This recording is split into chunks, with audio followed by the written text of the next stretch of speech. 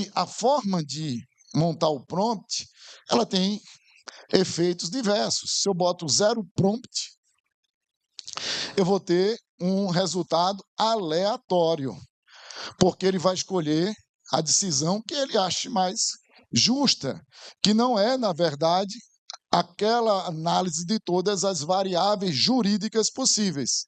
Mas se eu faço um few shot prompt, o que é um few shot prompt? Aquele em que eu tenho um prompt bem alinhado e com um modelo. Você fornecendo um modelo, a resposta será muito mais satisfatória. Queria desejar bom dia a todos, antes de tudo, e contar, antes de falar fato jurídico, construção da inteligência artificial, eu sou professor de Direito Civil da Universidade Federal de Pernambuco. Não sou da parte tecnológica, mas estou, como o André falou, dando aquela de enxerido, olhando lá, abrindo uma máquina, vendo a inteligência artificial. Eu tive a honra e o prazer de ser convidado pelo Copedem, também por Piccoli, para ir para Nova York, na Google e Microsoft. E lá eu tive a honra de assistir a palestra de uma pernambucana de Olinda, chamada Patrícia Florize. Patrícia é a vice-presidente mundial da Google Cloud. É espetacular essa pessoa. E ela começou a falar do que era inteligência artificial, e eu, como professor de Direito Civil, eu peguei meu caderno, comecei a anotar. E comecei a anotar e eu verifiquei uma coisa. A construção da inteligência artificial é muito parecida com a construção da teoria do fato jurídico. Que é isso que eu ensino na faculdade, teoria do fato jurídico. É muito parecido. E aqui dali bateu na minha cabeça como um sino de, poxa, eu tenho que falar sobre isso. E eu montei essa palestra, por incrível que pareça, num cadernozinho a lápis, assistindo a Patrícia Florize. E eu vou tentar traduzir para vocês. Quem não é da área do direito, talvez não saiba, mas quem é da área do direito sabe bastante qual a diferença de direito subjetivo e direito objetivo. Eu costumo fazer essa pergunta em Civil 1, lá no início das aulas, do que é direito objetivo? Eles já sabem porque estudaram a introdução. É todo o ordenamento jurídico, é todas as normas existentes, como se diz, refere-se ao conjunto de normas jurídicas. Esse é o direito objetivo, é a Constituição, é o Código Civil, é o Código Penal, é tudo isso. E o que é o direito subjetivo? É o meu direito. Aquele direito que está na minha esfera jurídica, justamente quando se diz, refere-se ao poder ou faculdade que um indivíduo possui de exigir de outro o cumprimento de um dever jurídico, que é o meu direito. E a gente sempre faz uma pergunta: quando é que esse direito objetivo vira direito subjetivo? Quando é que ele sai lá do Código Civil, da Constituição, e passa a ser o meu direito? Quando é que isso ocorre? Isso ocorre através de uma criação jurídica que é a figura do fato jurídico. E o que é o fato jurídico?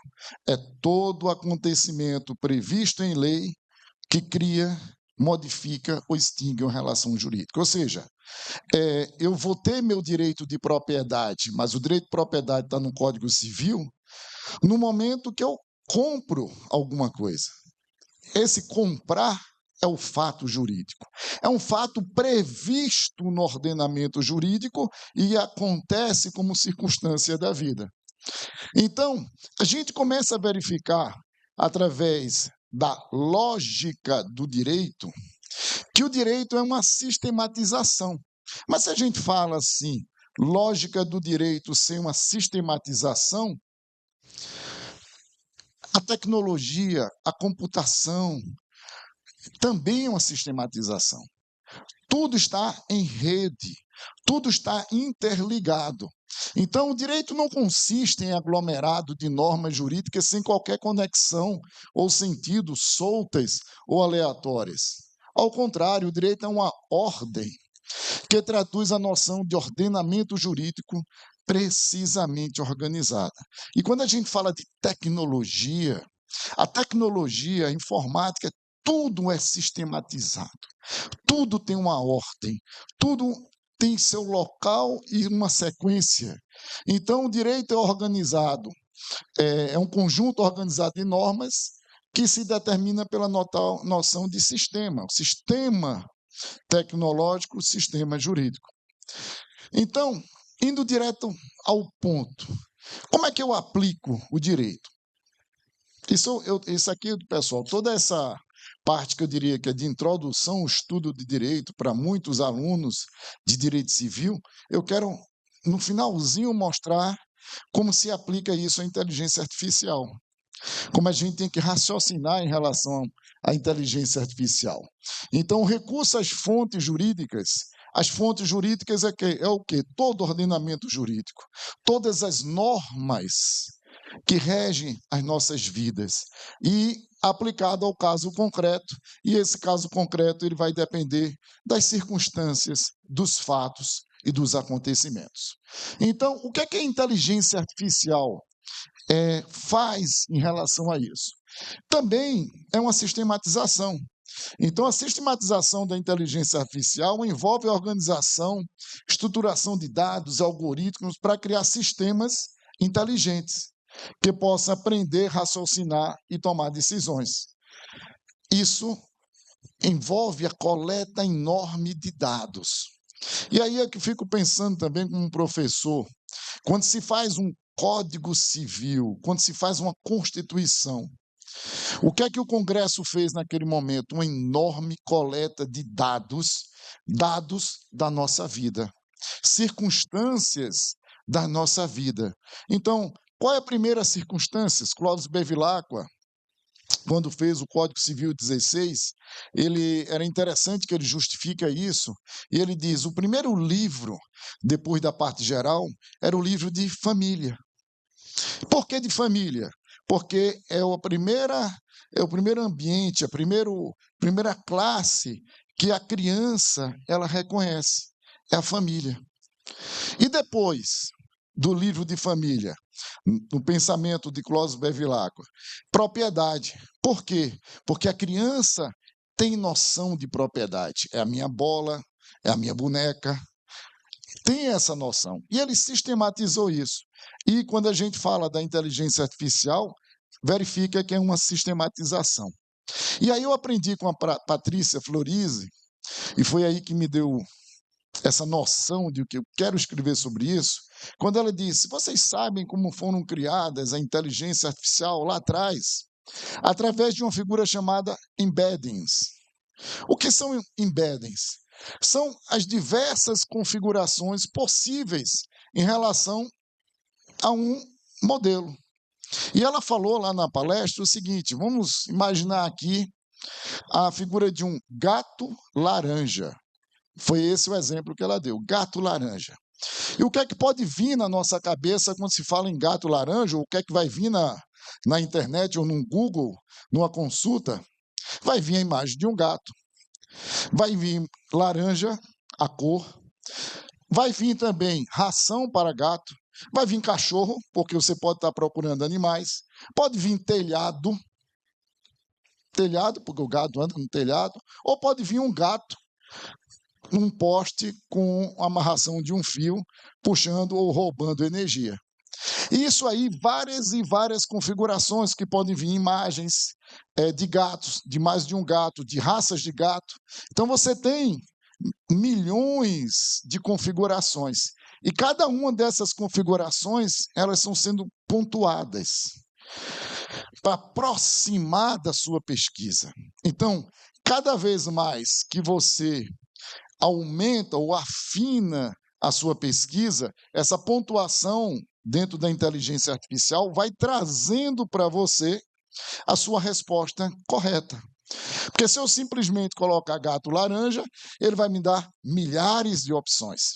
E ela dizia, são opções obscenas, porque elas vão muito próximo do infinito, muito próximo do infinito. Só que quando a gente fala de direito, a gente não tem, vamos dizer, tantas opções.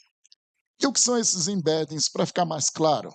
São representações de valores ou objetos, como texto, imagem, áudio, que foram projetados para serem consumidos por modelos de aprendizado de máquina e algoritmos de pesquisa semântica.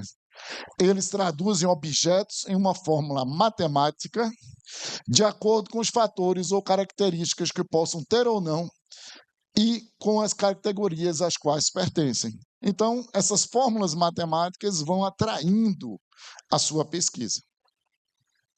Nisso, então, a gente vai verificar o seguinte: esses embeddings permitem várias configurações inimagináveis, obscenas, muito próximo da linha do infinito.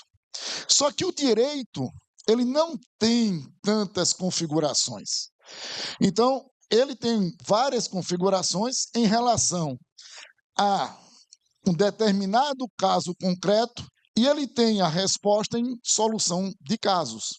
Ou seja, quando a gente pensa, houve uma batida de trânsito, um carro bateu em outro, a gente começa aqui a pensar em configurações. Estava chovendo, a pessoa estava mexendo no celular, a pessoa cochilou, a pessoa bebeu, o sinal estava aberto, estava fechado, deu tempo de frear, o da frente freou, passou um cachorro, passou uma bola, passou uma criança.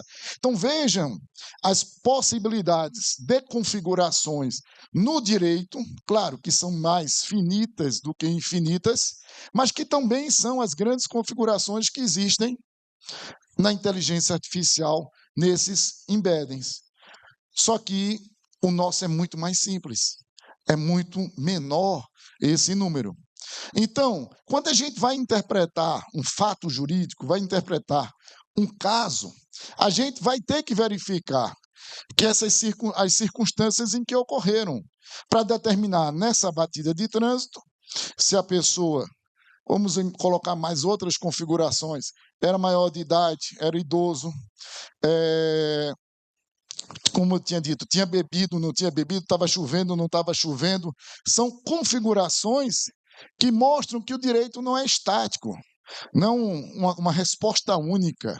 O direito pode ter diversas respostas para uma mesma situação de acordo com as circunstâncias em que ele ocorreu. E quando eu falo em circunstâncias, isso é o fato jurídico. Isso é o fato jurídico. Todo acontecimento previsto em lei que cria, modifica ou instiga uma relação jurídica. Então, se a gente pega, aqui nesse caso, uma relação contratual, um inadimplemento contratual, a gente pode estar olhando assim, poxa, a pessoa não cumpriu aquele contrato, mas houve um abuso de direito. Então, meu julgamento vai ser de uma forma. Ah, não, houve uma cláusula nula, houve um caso fortuito ou força maior para o não cumprimento. A pessoa quer cumprir, mas com compensação, por isso que não cumpriu naquele momento. Há alguma regra aqui de teoria geral de confiança e boa-fé? O não cumprimento gera mora, a mora gera multa, pode gerar perdas e danos. Vejam, senhores e senhoras, uma variedade aqui de soluções para o mesmo caso. Isso é a mesma lógica que a inteligência artificial utiliza para a solução das perguntas que vocês fazem. Então, se a gente verifica isso aqui, se eu voltar ao slide aqui dos embeddings, a gente vai, de acordo com a circunstância do caso, a gente vai dar pontuação. Então, nossa inteligência, como juízes, como julgadores, ele vai dizer: eu sou acostumado com essa situação, verifique aí se a mora aconteceu em razão de um caso fortuito ou força maior. E aí ele vai puxando essa pontuação, como a gente puxaria na nossa mente, para a solução mais adequada, e que seria o nosso julgamento. E aonde a gente vai encontrar essas variáveis? Evidentemente que no processo, nas provas.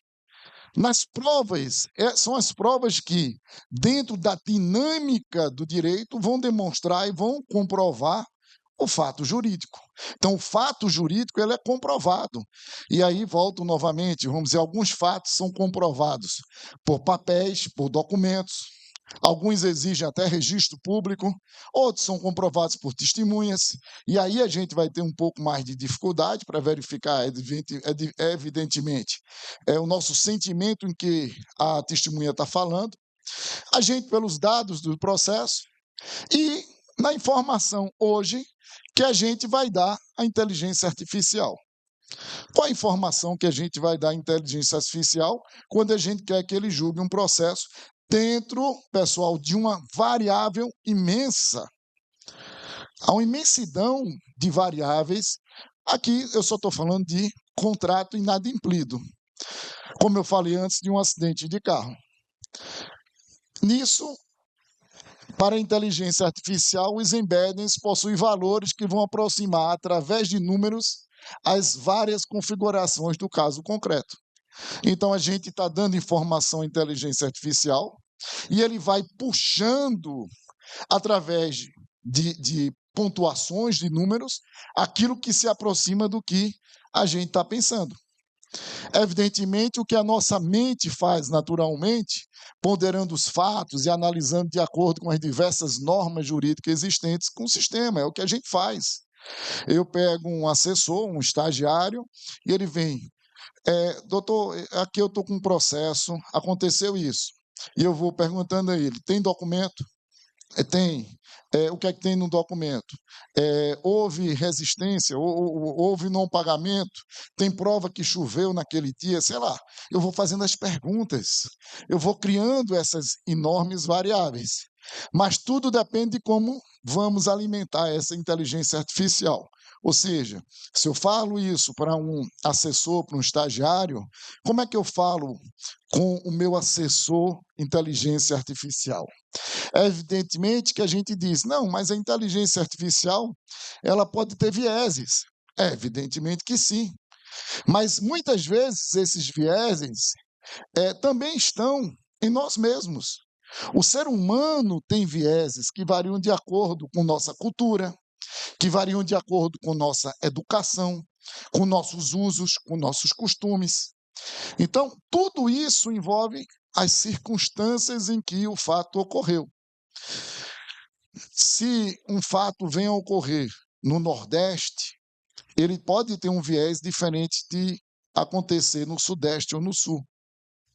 Eu tinha uma brincadeira que eu falo muito com meus alunos, se eles já viram, eu pergunto sempre assim, vocês quando compram camarão, vocês compram a quilo ou a litro? Claro, professor, é a quilo, nunca comprei camarão por litro. Eu disse, mas lá no Ceará, eu estou vendo Edmilson aí, que é cearense, lá em Camusim.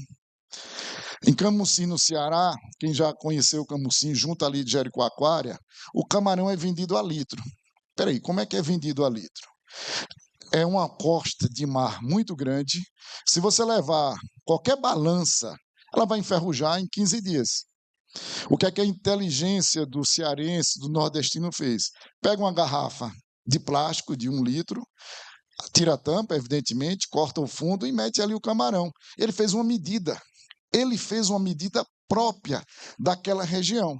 E ele vende a litro. A gente no Sul vai dizer, poxa, vender camarão a litro? Está aí a resposta. Você sabe aquela medida. Então, é a cultura que vai ter um viés. E a gente às vezes brinca, um juiz do Sul for julgar, ele vai se estranhar, ele vai ter que se adaptar àquela cultura. Mas vejam só, e é por isso então que o prompt ele é importante. Vocês todos com certeza já sabem o que é prompt. E o prompt é a arte e a ciência de descobrir qual texto fornecer ao seu modelo de linguagem para que ele assuma o comportamento que você deseja. Você vai fazer a pergunta certa, vai alimentar com os dados certos, ele vai dar a resposta certa. Imagine se eu quero aqui, dentro dessa situação, aqui, que ele me dê uma resposta correta, eu vou ter que alimentar com todas essas opções. Verifique se houve abuso de direito, se a cláusula nula, se há caso fortuito, força maior, se há compensação, para que eu tenha um julgamento mais justo. E aí a importância do perfil e do prompt. Na hora que a gente faz o nosso perfil como julgador, o nosso perfil de aqui eu estou julgando uma matéria civil, quero que utilize o Código Civil como base, e a forma de montar o prompt, ela tem efeitos diversos. Se eu boto 0 prompt, eu vou ter um resultado aleatório, porque ele vai escolher a decisão que ele ache mais justa, que não é, na verdade, aquela análise de todas as variáveis jurídicas possíveis. Mas se eu faço um field chat prompt, o que é um field chat prompt? Aquele em que eu tenho um prompt bem alinhado e com um modelo. Eu sou juiz também, então o que eu tenho de modelos no meu computador sei lá, mais de 1.000, 2.000 modelos. Eu jogo aqui dali como um prompt, ele vai me dar a decisão do jeito que eu quero. Então, se tem um field chat prompt, que é uma técnica usada de aprendizado de máquina, especialmente em modelos de linguagem, você fornecendo um modelo, a resposta será muito mais satisfatória. E o seu comando dentro desse prompt? Ele vai ter que dizer o fato, ele vai ter que dizer o direito, ele vai ter que dizer as circunstâncias, ele vai ter que determinar o pedido, ele vai ter que determinar respostas e ele vai ter que analisar as provas. E aqui, para quem é da área jurídica, vai entender muito bem, recentemente eu julguei um processo e eu sou juiz, mas estou no tribunal há 2 anos e meio como desembargador. Então eu peguei um recurso. E o juiz, no primeiro grau, havia condenado uma seguradora de plano de saúde a indenizar por danos morais. E no meu julgamento humano, não inteligência artificial, eu retirei essa indenização por danos morais. Evidentemente, aqui o desembargador retirou uma condenação do plano de saúde em danos morais.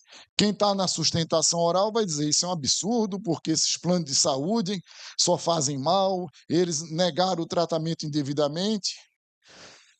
Sabe por qual foi o meu fundamento? Não estava no pedido.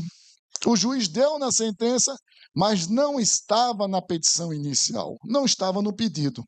E eu fiquei pensando, será que a inteligência artificial, se eu não fizer um prompt correto, poderia enxergar essa situação? Não sei.